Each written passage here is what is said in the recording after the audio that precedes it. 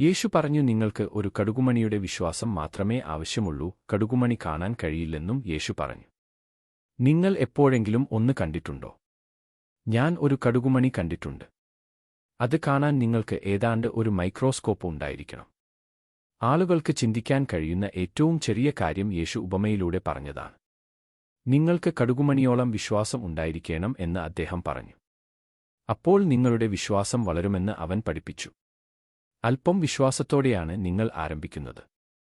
അതൊരു ചഞ്ചലമായ വിശ്വാസമായിരിക്കാം. എന്നാൽ അത് കർത്താവായ യേശുക്രിസ്തുവിൽ ആണെങ്കിൽ അവനെ മുറുകെ പിടിക്കാൻ വേണ്ടത്ര വിശ്വാസം നിങ്ങൾക്കുണ്ടാകണമെന്നില്ല. അവൻ നിന്നെ പിടിക്കും.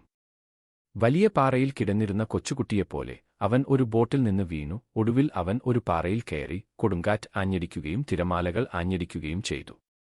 പിന്നീട് ആരോ അവനോട് ചോദിച്ചു, അവൻ ഭയപ്പെട്ടോ? ഓ, അവൻ പറഞ്ഞു, ഞാൻ തീർച്ചയായും ഭയപ്പെട്ടു. അവൻ പറഞ്ഞു, ഞാൻ ആകെ വിറച്ചു. എന്നാൽ പാറ ഒരിക്കലും കുലുങ്ങിയിട്ടില്ലെന്ന് അദ്ദേഹം പറഞ്ഞു.